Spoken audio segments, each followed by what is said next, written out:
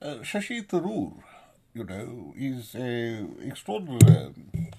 extraordinary figure in that he is out on bail. He is currently on bail on charges of abetment to suicide of his wife Sunanda Pushkar. Sunanda Pushkar is a Kashmiri Brahmin. Her parents, her father, a valorous military officer, had to leave the Vale of Kashmir, where the Kashmiri Pandits have lived for thousands of years. They were there before there was Islam, they were there before there was Christianity, but they were driven out of the Vale of Kashmir. Sunanda Pushkar's father had to move to Jammu, a place where, let us face it, let us be honest, let us look at the historical record, let us admit that in 1948 there was some exchange of population. There was some ethnic cleansing under there. It is a Dogra, it is a fighting district, the Jammu Dogras. Like the Garhwalis, like the Sikhs, like the Gurkhas, but also like the Nayars of Kerala. Shashi Tharoor is a Nayar, very handsome. But I want to talk about why he is so handsome and why I am so ugly. I want to talk about that. But let's face it, the reason that in Goa Hindus were killed, there was an inquisition, and there was Catholicism imposed, enforceable conversion, and people fleeing from it, until the modus vivendi was established. And one reason for that was because the Portuguese were crazy enough to persecute both Muslims as well as Hindus. And I think, the Muslims fight back. There is a story in, if you read Ananda Rangapillai, he's the Bash, he was a translator, a comprador, a guy who worked with the fucking foreign blood mercenaries who turn up in India or anywhere else, or in Africa and so on, to suck the wealth out of the place because they're fucking parasites. Ananda Rangapillai, what does he say? He tells us very frankly, I'm speaking about something which happened more than 200 years ago, when the French, not the British, were looking to create an empire in India. And, the governor, his wife, who probably suspects him of having, she actually knows he's having sex with the Muslim mistresses and the Hindu mistresses and, all the other mistresses. And she says, well, I demand that you destroy the mosque. I demand that you destroy the temple on the same road on which we have constructed our cathedral. So the guy says, oh, okay, and gives the order. But the Muslims are united. They say, you knock down the mosque over our dead body, literally, and that means some of your bodies are going to be dead. Muslims have esprit de corps. they will fight. And what's more, other guys will turn up to fight. Once you kill these guys, other guys will turn up, they will become shaheed, they will become martyrs. And French guy is going, oh, fuck that. Cancel that. What about the Hindu temple? Well, the Shabbat, the Brahmins, the priests, they go to Ananda Rangapillai, and they say, save our temple. And he says, fuck off. They say, why fuck off? You are Hindu. So, yeah, look, listen, you stupid cretins. Today, you're saying, save our temple. But tomorrow, you will ask me to send my wife and my children so that you can fuck them. That's what you do. If you are shit. You are like you're like that Pushti Marg guru of Kaba Gandhi, of Mahatma Gandhi's father, who, it came out in 1860 that this guy was demanding that everybody send their wives and kiddies so that he could fuck them. And they all got syphilis. And it became a court case in 1860. You people are shit. And we will not lift one finger to protect your fucking temple because you make the money, you keep the money, and then you're just shit. I mean, Ananda Rangapillai did not put it as bluntly and as crudely as I did. But essentially he's saying the same thing. He's saying, you fucking martyr yourself, you stupid cunts. Nobody lift a finger for you because we all know that you're shit. You are not priests. You are not associated with religion. You are not spiritual at all. You are not Brahmins. You are fucking pimps of a superstition. Fuck off. Go fuck yourself.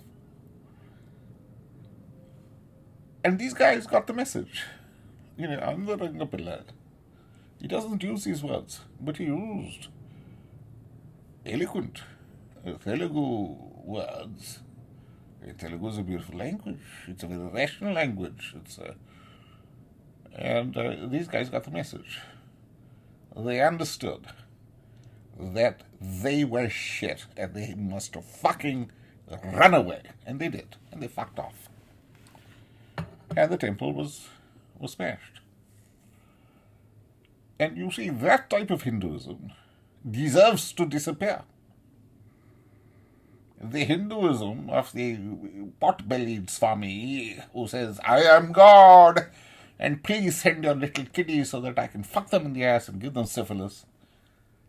That is the type of Hinduism we want to fucking smash in and beat to death.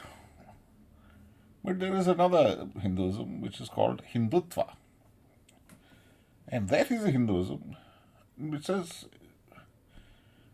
something which is you're born into. It is your oikos, it is your conatus, it is something you own, oikiosis. It is something where it is natural for you, just as it's natural for you to prefer your own mummy to some other person's mother.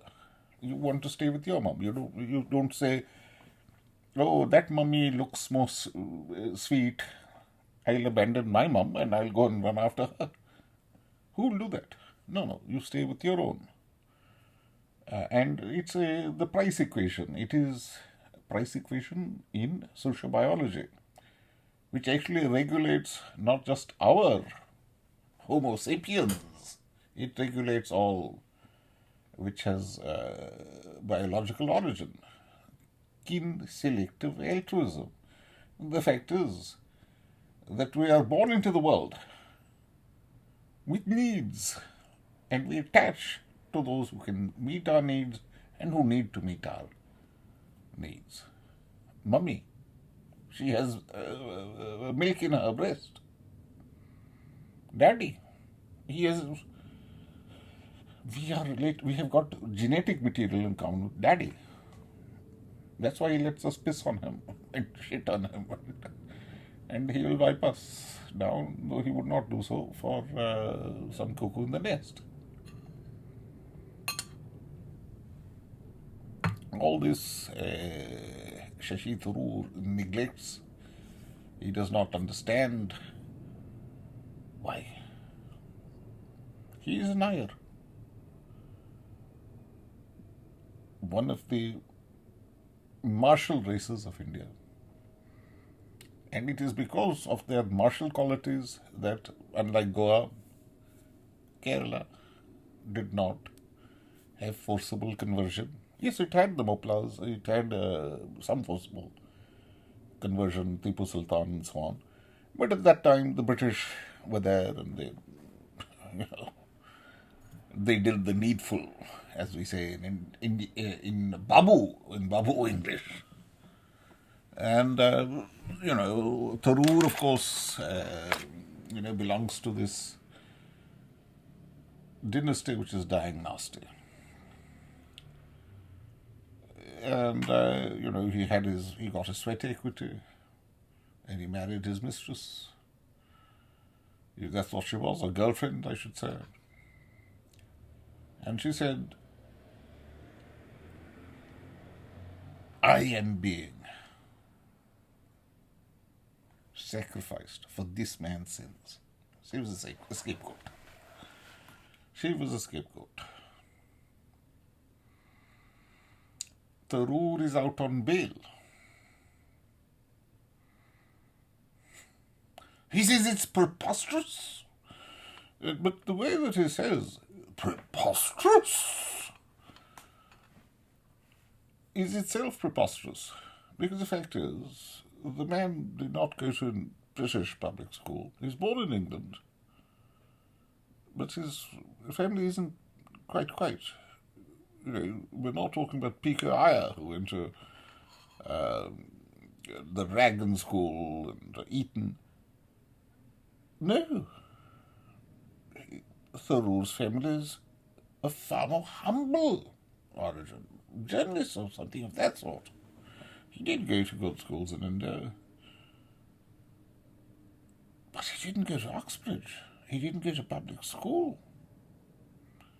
Why is his accent so plummy? Nobody that I know. There are plenty of people down the road from me who went to Eton and went to Oxford and so on. They don't sound like him. They're the same age as him, but they don't sound like him. Why does he sound the way that he does? It's a piece of theatre. He went to St. Stephen's in 1975. He graduated from St. Stephen's. My sister went to St. Stephen's in 1974. She would sound ludicrous if they sported his absurd, utterly without foundation, patrician accent from 1880. What's going on here? Is this man a charlatan? Is he a scoundrel? Yes. I think the answer is yes. You go to St. Stephen's in 1975. You should sound like you went to St. Stephen's in 1975. You should sound like somebody like, let us say, Dilip Raskotra, the son of the foreign secretary. Indira Gandhi is one of Indira Gandhi's favorite foreign secretary. You can't sound like fucking, Boris Johnson unless you actually went to Eton, and he didn't. Well, I knew people who genuinely went to Eton around about that time, who were from India, sound nothing like him. What about the royalty? And Tharoor is related to royalty. And I've met royalty from his part of the world. They sound nothing like him. So where did he get this accent? Was it in America? Was it Georgetown? the fletchers go. But how is that possible? If you are in Georgetown, you have to sound American. You can't have this ludicrous colonial accent, Colonel Blimp sort of an accent, unless you are ancestrally. There is some atavistic gene in you, such that Colonel Blimp of the 4th Hussars was your ancestor, or you are the Ibur, you are the reincarnation of something of that sort. Tharoor is a charlatan. There is no way that he can have the accent that he sports unless he either has histrionic personality disorder or he is possessed by some ancestral spirit, which can't. Well, maybe, his back in the 18th century or the 19th century, there was a Colonel Blimp in his family tree. But if his father didn't sound like that, if his mother didn't sound like that, if he didn't actually live in England, he was born here, but he didn't live here. Why does he sound like that? If you're in America and you go to Georgetown, you should sound American, because that's a smart thing to do. And you develop those little, even people with very British accents, they accommodate. Hugh Laurie, they do a Hugh Laurie. And nobody, no Italian who lives in America sticks with an accent which nobody who no Stephanian has any right to serve by way of a theatrical property left over, something that you would put on to do, the importance of being earnest. But he's Shashi Tharoor, essentially, an Oscar Wilde character in drag. Is that why Sunanda Pushkar died? No. He is a careless man, he is a stupid man, and like his party, like the Congress Party, he promises to protect, he doesn't protect anybody at all. And while Nehru was alive, while Indira was alive, perhaps even when Rajiv was alive, it may be that the Kashmiri Hindus, the Pandits of the valley, it may be that they would have been protected. Maybe. I don't know. But what is certain is that Sunanda Pushkar put her faith in a man from Kerala. He was a Congress minister, and that faith that she placed in him, it was utterly misplaced. But the faith that Hindus from minority, where they were the minority, or where they were in a weaker position, the faith that they put in Congress was always misplaced. The faith that Muslims put in Congress was wholly misplaced. It was a joke, And they saw it. Muhammad Ali Jinnah, he saw it. So who Is Congress kidding? Now, let's be frank. The Congress Seva Dal could kick ass, beat people, and they had Congress ministers and they had the police and so on who would throw you in jail and beat you and fuck you up. They were good at it. And, basically Congress hooligans were better than communist hooligans because they were really stupid.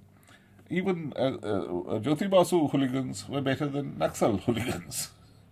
In fact, Jyoti Basu called out, he appealed to the state, come and beat these communist hooligans.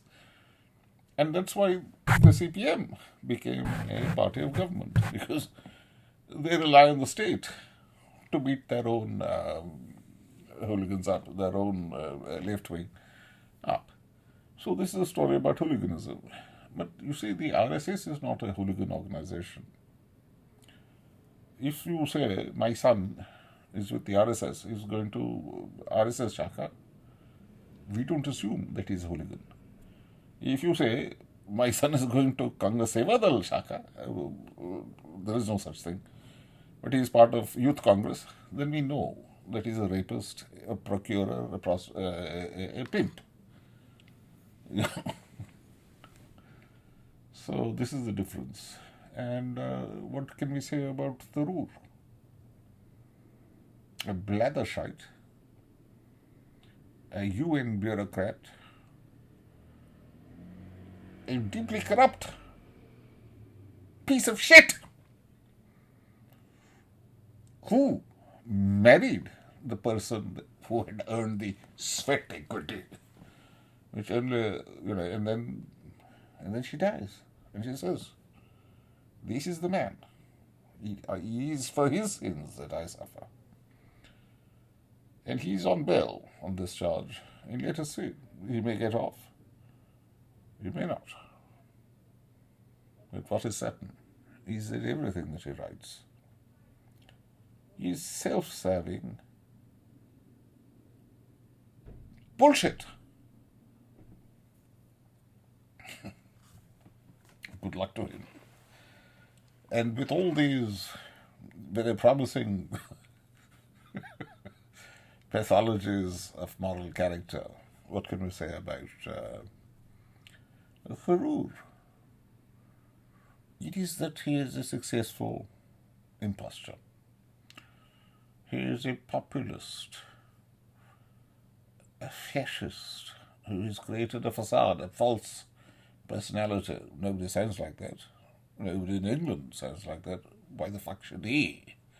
He's created his own character. He's created his own persona. It is something fabricated. It is something artificial. This is a fascist man.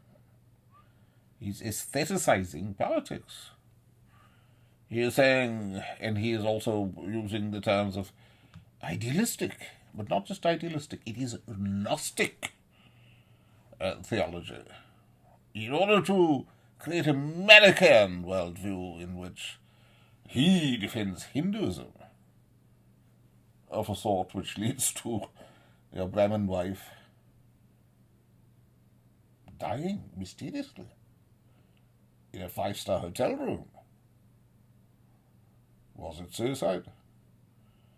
We don't know. But what we do know is that she did say that she was being made the scapegoat for his sins. And we do know that her people were ethnically cleansed from the Kashmir Valley by Muslims. And Congress did nothing for them, even though the dynasties of Hindu Pandit origin from the Kashmir Valley. So these are the facts. Now, I will, in a subsequent podcast, I will discuss the many very fundamental, very glaring theological errors that Tharoor makes in speaking of Hinduism. And I want to show that the doctrine he espouses is Gnosticism. It has some relationship with theosophy of the Anabesance type, but in a purely, but I bring that up to show why his version of what he says about theology, his beliefs about the soul, don't have what they lack is Anabesance adding of value, showing that that the soul has a social dimension, and that theodicy and that religion must be about getting rid of blathersheits like Shashi Tharoor and his unabashed elitism, his stupidity, his ignorance, and the imposture which is his accent.